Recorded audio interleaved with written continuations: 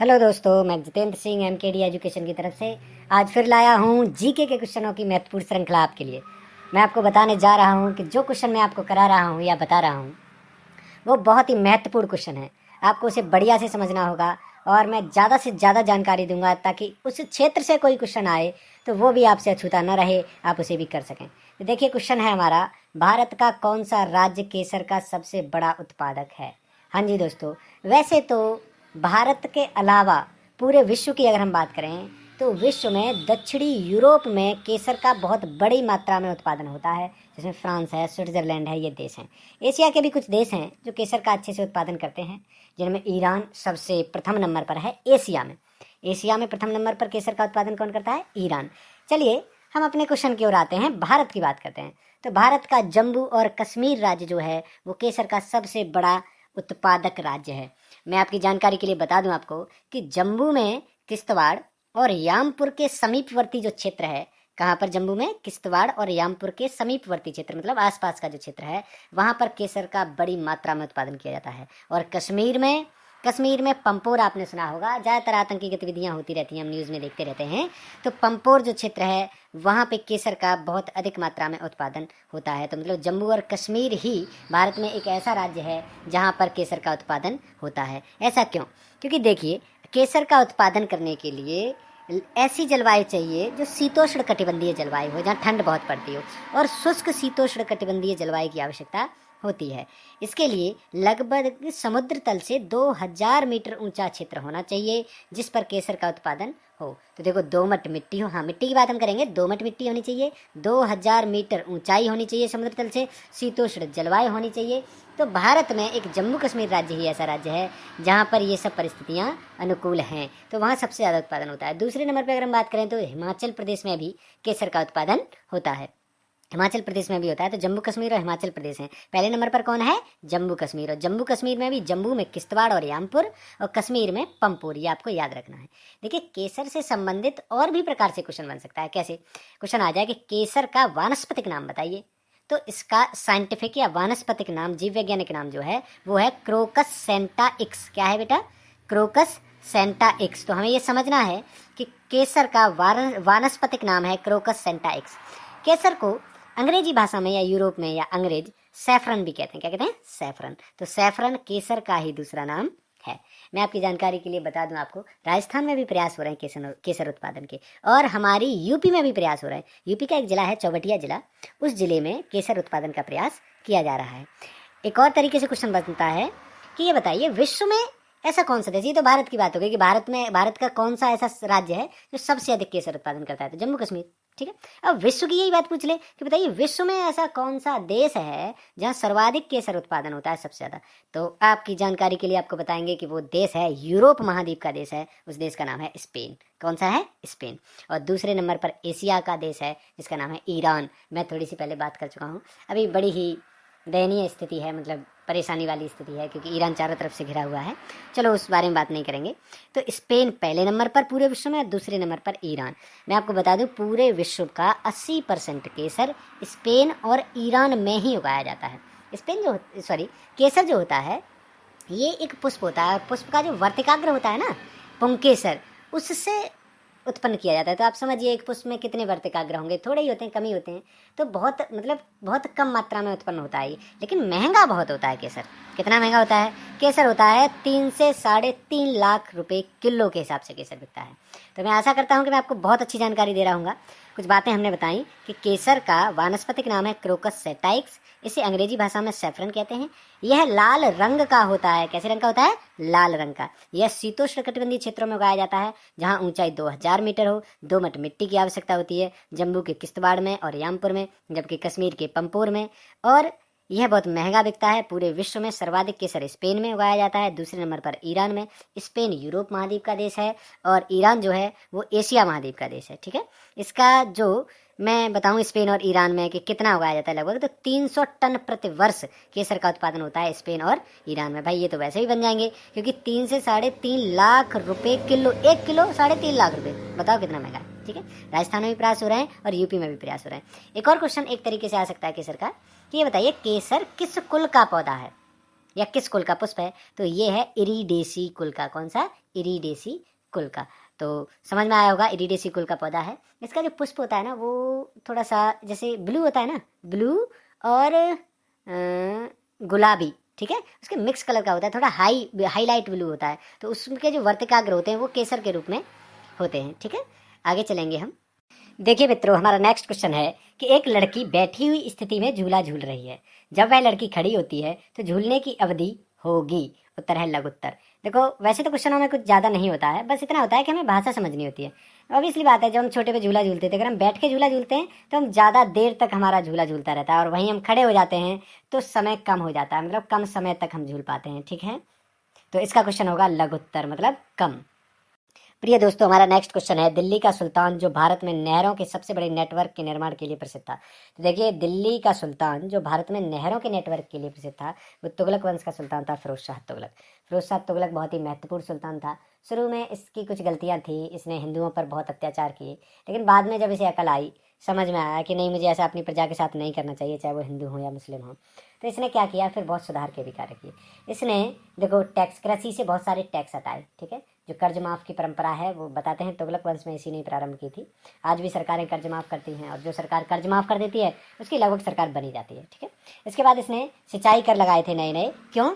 क्योंकि इसने बहुत बड़ा काम किया था। इसने भारत में नहरों का जाल बिछा दिया था, बहुत ही ज़्यादा नहरों की खुदाई की थी इसने सबसे पहले, मतलब सिंचाई की ओर किसी शासक ने ध्यान दिया, फिरोज शाह तुगलक ने। फिरोज शाह तुगलक बहुत अच्छा शासक था अगर उसके ओवरऑल कामों की बात की जाए।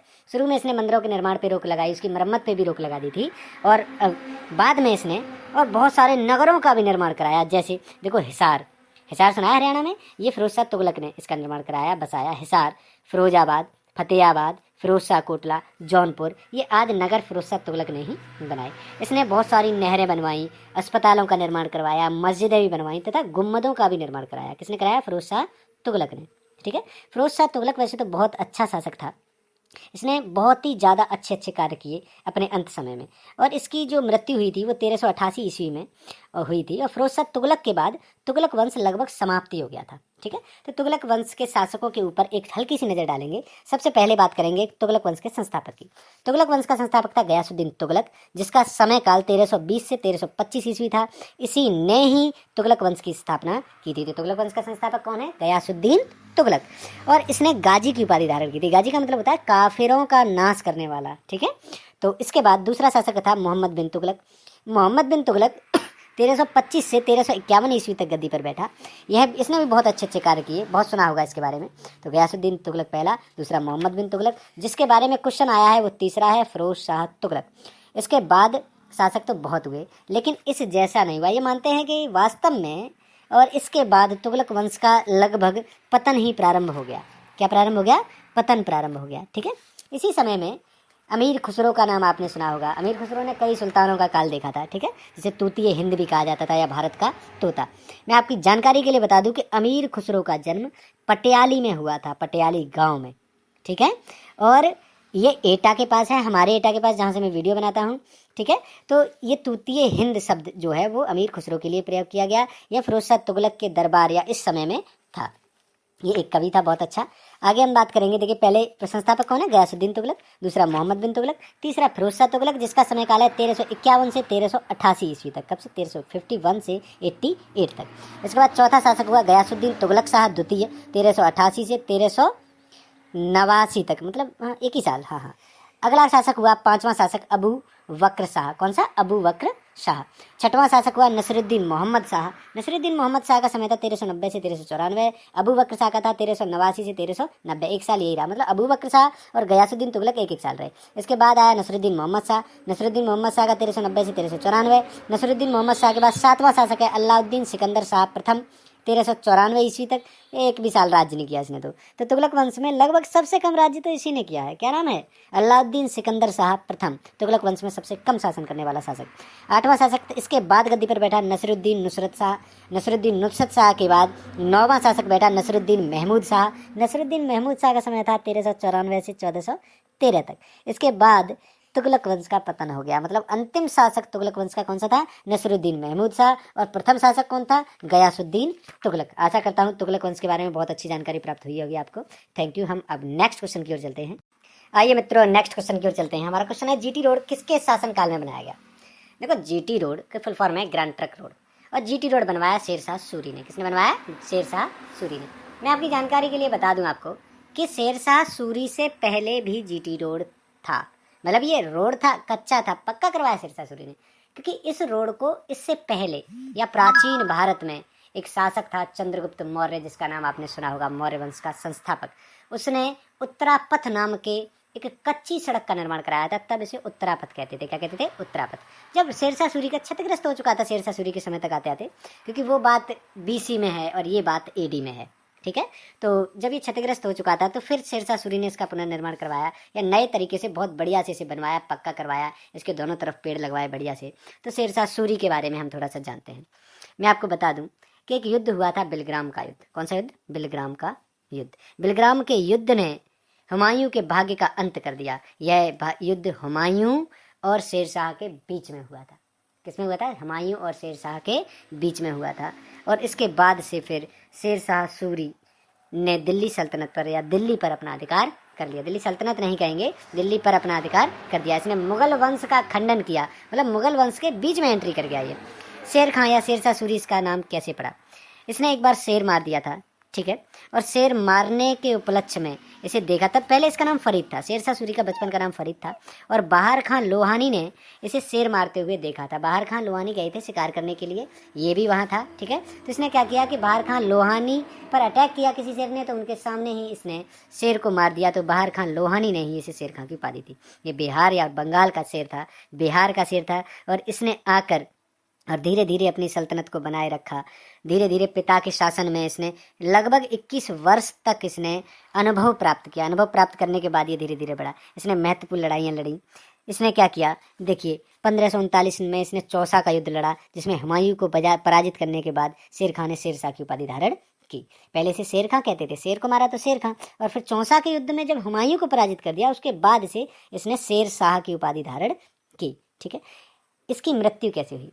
इसकी मृत्यु 12 मई 1545 को हुई थी, और एक कलिंजर का किला था जो बहुत महत्वपूर्ण किला था, उस पर आक्रमण करते समय ये अपने तोपखाने का निरीक्षण कर रहा था। और जब तोपखाने का निरीक्षण कर रहा था तो उक्का नामक एक अस्त्र था, वो फट गया था। जैसे अपना बम होता है वैसे ही बम होता होगा, ठीक है, ग्रेनेड वगैरह जैसा। तो उक्का नामक अस्त्र चलाते समय तो शेरशाह सूरी कम मरा, कलिंजर के किले पर अधिकार करने गया था, और वहां पर इसने उक्का नामक अस्त्र चलाया था, जिसके फटने से इसकी मृत्यु 12 मई 1545 को हो गई। इसने Sher Shah Suri grand trunk road, मतलब जीटी रोड का पूरा नाम है Sher Shah Suri grand trunk road, ये बनवाया था। ये रोड इसने कहाँ से बनाया है? बंगाल में सोनार गांव से लेकर, ठीक है, बंगाल में सोनार गांव से लेकर आगरा तक, आगरा से दिल्ली, दिल्ली से लाहौर, पाकिस्तान में पहुंच गए, और लाहौर व पेशावर तक यह मार्ग बनाया उसने। और इसे तब सड़क ए आजम कहते थे। क्या कहते थे? सड़क ए आजम। तो जीटी रोड का दूसरा नाम है, एक उत्तरापथ मौर्य वंश के शासनकाल से लेकर एक इस मुगल काल में या सूरवंश में, शेरशाह सूरी के वंश को सूरवंश कहा जाता है। यह अफगान साम्राज्य लोधी वंश था। कौन सा था? अफगान साम्राज्य था। तो इसने जो रोड बनाया ग्रैंड ट्रंक रोड, इसका तब ग्रैंड ट्रंक रोड नाम नहीं था जब इसने बनाया, तब इसका नाम था सड़क ए आजम। फिर इसका ग्रैंड ट्रंक रोड नाम कैसे पड़ा, किसने दिया, ये समझते हैं। इसे शेरशाह सूरी मार्ग भी कहा जाता था उस समय। इसे शेरशाह सूरी मार्ग या सड़क ए आजम कहा जाता था शेरशाह सूरी के जमाने में, और उससे पहले इसे उत्तरापथ कहा जाता। बात समझने वाली है, ठीक है। इसे फिर ब्रिटिश गवर्नर जनरल थे जिनका नाम था लॉर्ड ऑकलैंड। तो लॉर्ड ऑकलैंड ने इसे जीटी रोड का नाम दिया था, ग्रैंड ट्रंक रोड का नाम दिया था। तो पहले ये उत्तरापथ था, चंद्रगुप्त मौर्य ने इसका निर्माण करवाया, फिर शेरशाह सूरी ने इसका पुनरुद्धार करवाया, इसे दोबारा से बनवाया, इसके आसपास पेड़ लगवाए, तब इसे ये बंगाल के सोनार गांव से आगरा, आगरा से दिल्ली, दिल्ली से लाहौर व पेशावर तक ये मार्ग था, इसीलिए इसे सड़क ए आजम कहते थे। और उसी के समय में शेरशाह सूरी के समय में शेरशाह सूरी मार्ग कहते थे। और अब इसे जब ब्रिटिश साम्राज्य आया तो एक गवर्नर थे, गवर्नर जनरल थे जिनका नाम था लॉर्ड ऑकलैंड, उन्होंने इसे ग्रैंड ट्रंक रोड नाम दिया या जीटी रोड नाम दिया। Thank you. हाँ प्रिय दोस्तों, नेक्स्ट क्वेश्चन की बात करते हैं। बहुत ही महत्वपूर्ण क्वेश्चन है ये। शरीर के आमाशय व अन्य अंतरंगों का अन्वेषण करने वाली तकनीकी एंडोस्कोपी किस घटना पर आधारित है? देखो, एंडोस्कोपी के बारे में तो हमने बहुत सुना होगा, मुंह से भी डाल देते हैं और पीछे से भी डाल देते हैं, और शरीर में अंदर, ठीक है, हमारी आंतों में या मुंह से डालते हैं तो पेट जो हमारी ये नलिका होती है, क्या कहते हैं इसे, ग्रास नली से होते हुए आमाशय तक और नीचे तक, ठीक है। अगर हमारी आंत में कोई प्रॉब्लम होती है, ठीक है, तो गुदाद्वार के रास्ते से एक छोटी सी दूरबीन टाइप की, छोटा सा लेंस टाइप का होता है, एक नली टाइप की होती है, जिसे डाल दिया जाता है, जो अंदर की सारी जानकारी देख के बताता है कि क्या प्रॉब्लम है, आंतों में क्या प्रॉब्लम है, या गले की नली में क्या प्रॉब्लम है, या पेट में क्या प्रॉब्लम है, ये सब बताता है, ठीक है। तो एंडोस्कोपी किस घटना पर आधारित है, तो ये पूर्ण आंतरिक परावर्तन की घटना पर आधारित है। कौन सी घटना पर? पूर्ण आंतरिक परावर्तन। थोड़ी सी बात करेंगे पूर्ण आंतरिक परावर्तन की। वैसे तो साइंस का टॉपिक है, बिना उसके समझ में नहीं आता है, लेकिन प्रयास करेंगे समझने का, क्योंकि ज़्यादा टफ नहीं है। देखिए पूर्ण आंतरिक परावर्तन क्या होता है। कभी कभी क्या होता है कि जब सूर्य के प्रकाश की किरण किसी कठोर माध्यम से सरल माध्यम में प्रवेश करती है, सपोज दैट ऊपर कांच है और नीचे वायु है, पहले प्रकाश की किरण कांच में आई, कांच में आने के बाद फिर वो वायु में गई, क्योंकि कांच में से तो सूर्य की प्रकाश किरण पार हो जाती है, तो कांच में थी और कांच के बाद जब नीचे वायु में गई, तो जब वो जाती है तो अपने प्रारंभिक मार्ग से, जिस मार्ग पर वो जा रही थी, उससे विचलित हो जाती है। किधर विचलित हो जाती है? अविलंब से दूर हट जाती है, मतलब पास को नहीं आती है, बाईं ओर नहीं आती है। अगर ऊपर से आ रही है तो बाईं ओर नहीं जाएगी और दाईं ओर और अपने मार्ग से भटक जाएगी, विचलित हो जाएगी। ऐसे ही कई प्रकार की किरणें आए। कहते हैं कि जो ऊपर अभिलंब और आपतित किरण के बीच का जो कोण होता है, वो कोण होता है आपतन कोण, और आपतन कोण का मान ऐसे ही बढ़ाते जाएं तो एक कंडीशन ऐसी आती है कि जो अपवर्तित किरण है, जो पार होकर वायु में किरण जा रही है, वो किरण अब मुख्य अक्ष के साथ ही चली जाती है, मतलब कांच के और वायु का जो तल है, दोनों का जो मिलन बिंदु है, उससे चली जाती है। तब उस आपतन कोण को, जिस कोण से किरण आ रही है विलंब के साथ, उसे क्रांतिक कोण कहते हैं। और क्रांतिक कोण से जैसे ही आपतन कोण थोड़ा सा बड़ा हो जाता है, तो फिर पूर्ण आंतरिक परावर्तन हो जाता है। कहने का मतलब ये है कि प्रकाश की किरण जिस माध्यम से आई थी, उसी माध्यम में वापस लौट जाती है। इस घटना को पूर्ण आंतरिक परावर्तन कहते हैं। पूर्ण आंतरिक परावर्तन की घटना के वैसे तो कक्षा 10 में पढ़ते हैं शायद हम, बहुत सारे एग्जाम्पल हैं, 12th में भी हैं। देखिए जैसे रेगिस्तान की मरीचिका, रेगिस्तान में कोई व्यक्ति जा रहा है, उसे पानी होने का भ्रम हो जाता है कहीं पर रेत में, ठीक है, कोई पेड़ खड़ा है तो उस पेड़ का प्रतिबिंब रेत में दिखाई देने लगता है उसे नीचे, तो उसे लगता है कि वहाँ पे पानी है, क्योंकि हम देखते हैं ऑब्वियसली बरसात के मौसम में कोई पेड़ खड़ा है, उसके नीचे पानी भरा है, तो वो पूरा पेड़ पानी के अंदर दिखाई देता है, तो ठीक वैसा ही भ्रम हो जाता है। तो ये भी पूर्ण आंतरिक परावर्तन का उदाहरण है। प्रकाशिक तंतु है पूर्ण आंतरिक परावर्तन का उदाहरण। हीरे का चमकना है। कभी कभी क्या होता है, नॉर्मल, हम एक एग्जांपल लेंगे, जैसे हमारे घर की दीवारें हैं या स्कूल की दीवारें हैं, तो उस दीवार के ऊपर कांच लगा देते हैं और हम देखते हैं तो कभी कभी कोई कांच बहुत ही ज़्यादा चमकता है, हमारी आंखों पर रिफ्लेक्ट करता है। इसका मतलब यह है वहाँ उस कांच में सूर्य के प्रकाश की किरण पूर्ण आंतरिक परावर्तित होकर हमारी आंख पर पड़ गई है। तो वही पूर्ण आंतरिक परावर्तन की घटना पर आधारित है एंडोस्कोपी, जिसे चिकित्सा क्षेत्र में डॉक्टर उपयोग करते हैं शरीर की बीमारियों और परेशानियों को जानने के लिए। Thank you. नेक्स्ट क्वेश्चन है हमारा, हर्यक वंश का अंतिम शासक था। तो हर्यक वंश का अंतिम शासक नागदशक था। देखिए हर्यक वंश के बारे में बात करेंगे, डिस्कस करेंगे हम। हर्यक वंश जो है, अगर मैं बात करूं, मगध साम्राज्य पर बैठने वाला महाजनपद काल के बाद 16 महाजनपद हुए। 16 महाजनपद काल के बाद जो हर्यक वंश का सम्राट था, ठीक है, प्रथम सम्राट या हर्यक वंश का संस्थापक, वो था बिंबिसार। कौन था? बिंबिसार। नागदशक तक आएंगे हम धीरे धीरे। हर्यक वंश की पूरे की थोड़ी थोड़ी बात करेंगे, थोड़ी सी जानकारी। हर्यक वंश का संस्थापक था बिंबिसार, ठीक है। और बिंबिसार जो था, देखिए, तो मगध की स्थापना की थी बृहद्रथ ने। मगध की स्थापना किसने की थी? बृहद्रथ ने। और बृहद्रथ का पुत्र था जरासंध, ठीक है। महाभारत जब हम पढ़ते हैं, महाभारत काल में या श्री कृष्ण देखते हैं, तो उसमें देखते हैं जरासंध नाम का एक राजा था, जिसने कई बार मथुरा पर आक्रमण किया था। तो वही जरासंध है। उसी के वंश में आगे चलकर हर्यक वंश की नींव डालने वाला एक व्यक्ति था, जिस व्यक्ति का नाम था बिंबिसार। ये एक महान राजा था। इसने 16 महाजनपद में मगध महाजनपद को सबसे ऊपर किया। कहने का मतलब, और सभी महाजनपदों को धीरे धीरे मिलाने का प्रयास किया। किसने? हर्यक वंश के सम्राट बिंबिसार ने। इसने कैसे किया? इसने बड़ी राजनीति चली। इसने क्या किया? कुछ शादियाँ की, शादियाँ करके कुछ राज्यों को मिलाया, कुछ को अपनी अच्छाई से मिलाया, और कुछ के साथ ही युद्ध भी किया। देखिए शादियों की अगर हम बात करें तो इसकी 2 शादियाँ बहुत ही ज़्यादा फेमस हैं, जिनके बारे में हम पढ़ते हैं। एक तो कौशल नरेश थे प्रसेनजीत। तो प्रसेनजीत की बहन थी महाकोसला देवी, उनसे इसने शादी की थी, ठीक है। दूसरी, तो इस तरीके से कौशल मगध में मिल गया, और काशी जो था, वाराणसी जो है वर्तमान में, वो काशी से दहेज में मिल गया। उस समय काशी से बहुत ही ज़्यादा टैक्स आता था बिंबिसार को, ठीक है, तो दहेज में मिल गया। और इसने दूसरी शादी की लिच्छवी की राजकुमारी थी, जिसका नाम था चेलना या छेलना कहते हैं, ठीक है। छेलना से ही इसका पुत्र जो इसके बाद गद्दी पर बैठा अजातशत्रु, उसका जन्म हुआ। और तो 2 बड़े राज्य लिच्छवी और दूसरा कौन सा है? कौशल, ठीक है। तीसरे राज्य की हम बात करें तो इसने एक इसके वहीं पर राज्य था जिसका नाम था अवंती। अवंती राज्य का राजा था चंडप्रघोत। उस समय चंडप्रगोत बहुत ही ज़्यादा डेंजर राजा था, खतरनाक राजा था। अवंती मध्य प्रदेश में पड़ता है शायद अभी। तो वहाँ का जो राजा चंडप्रगोत था वो किसी भी प्रकार अपने राज्य को इसके राज्य में मिलाने को तैयार नहीं था। तो इसने बिंबिसार ने क्या किया कि इसका वैद्य था जीवक।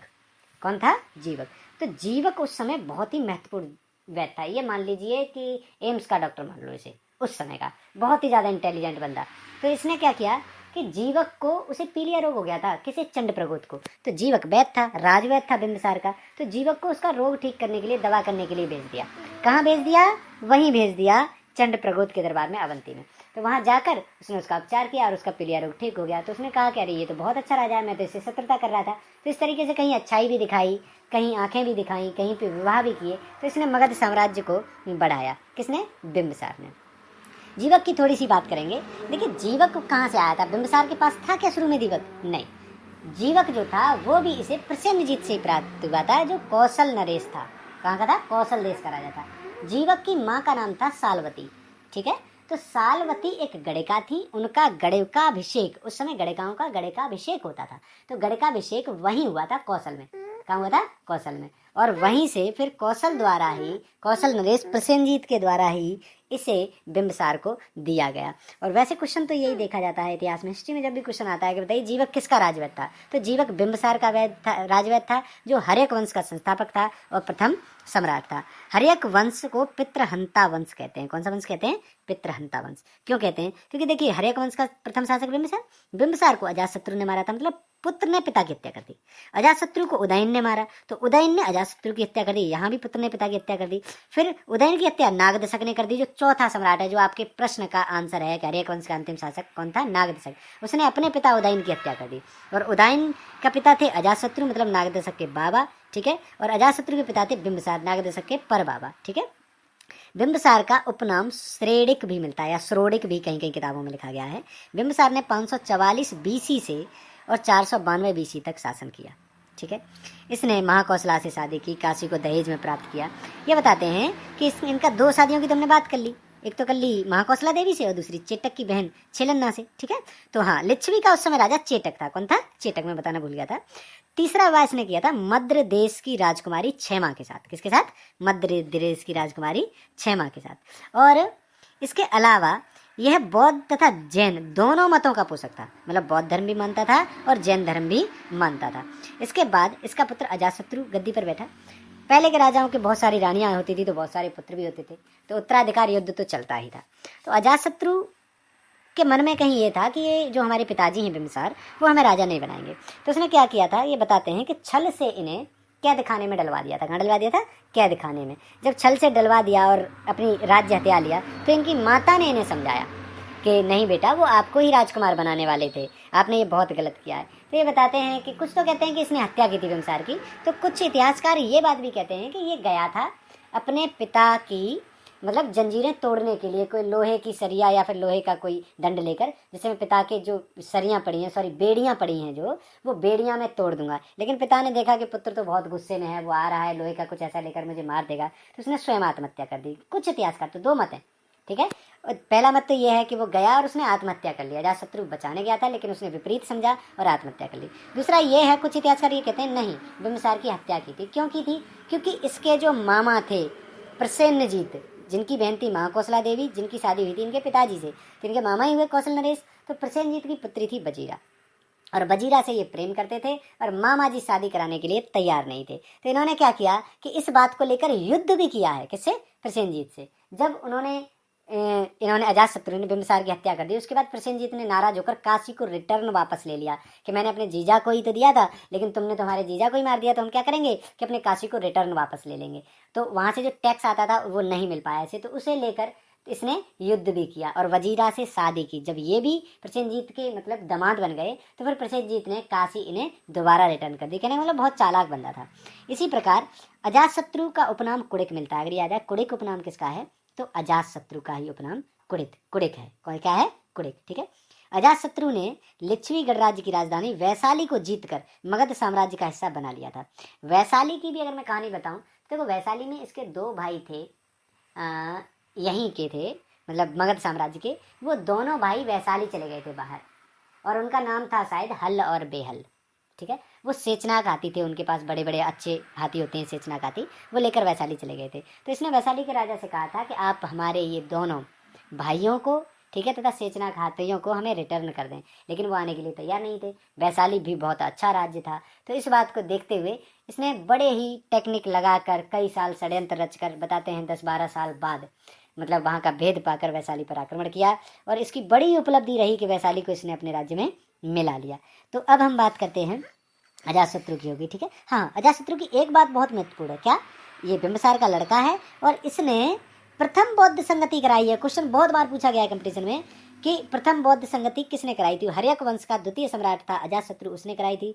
राजगृह में स्तूप का निर्माण करवाया था इसने, और राजगृह की ही सप्तपर्णी गुफा में इसने पहली बौद्ध संगति कराई थी। कौन सी गुफा में? सप्तपर्णी गुफा में। तो प्रथम बौद्ध संगति किसने कराई? अजातशत्रु ने। कहाँ कराई? राजगृह। राजगृह इनकी राजधानी थी। अब समझिए, बिंबिसार की भी राजधानी राजगृह थी, गिरिब्रज, ठीक है, गिरिब्रज या राजगृह एक ही बात है। और अजातशत्रु की भी राजधानी यही थी, राजगृह, ठीक है। और अपनी राजधानी में ही इसने प्रथम बौद्ध संगति कराई। लेकिन इसका जो पुत्र हुआ उदयन, वो तृतीय शासक था इस वंश का, हर्यक वंश का। तो तृतीय शासक जो उदयन था, उसका उपनाम था उदयभद्र। बिंबिसार का उदयभद्र श्रोणिक, अजातशत्रु का कुणिक, उदयन का उदयभद्र। उदयभद्र ने 460 ईस्वी से 444 ईस्वी तक शासन किया। अजातशत्रु ने 492 ईस्वी पूर्व से 460 ईस्वी पूर्व तक शासन किया। इस तरीके से इन्होंने क्या किया कि शासन किया। लेकिन उदयन ने जो कुसुमपुर नाम का नगर बसाया, कौन सा नगर? कुसुमपुर नाम का नगर बसाया। और कुसुमपुर नाम का जो नगर था वो गंगा और सोन नदियों के बीच में था। बाद में चलकर इसी का नाम पटना रखा गया। क्या रखा गया? पटना। तो पटना की स्थापना किसने की? पटना किसने बसाया? उदयन ने। अब देख लीजिए हर्यक वंश कितना महत्वपूर्ण है, ठीक है। बिंबिसार भी महत्वपूर्ण है। अजातशत्रु ने प्रथम बौद्ध संगति कराई, पटना उदयन ने बसाई, इसे प्राचीन समय में। प्रिय दोस्तों, इस वीडियो में हम इन्हीं 5 क्वेश्चनों के बारे में डिस्कस करेंगे। वीडियो थोड़ा लंबा हो रहा है। अगर आपको और वीडियो जानने हैं, देखने हैं और अच्छी जानकारी लेनी है तो हमारे नेक्स्ट वीडियो को देखें, और हमारे चैनल को ज़्यादा से ज़्यादा लोगों से सब्सक्राइब करवाएं, इसे शेयर करें, ताकि ये जानकारी ज़्यादा से ज़्यादा लोगों को मिले, ज़्यादा से ज़्यादा बच्चों को मिले, ज़्यादा से ज़्यादा अच्छी तैयारी हो सके और हमारा भारतवर्ष उत्तर प्रदेश एटा आगे बढ़ सके। Thank you.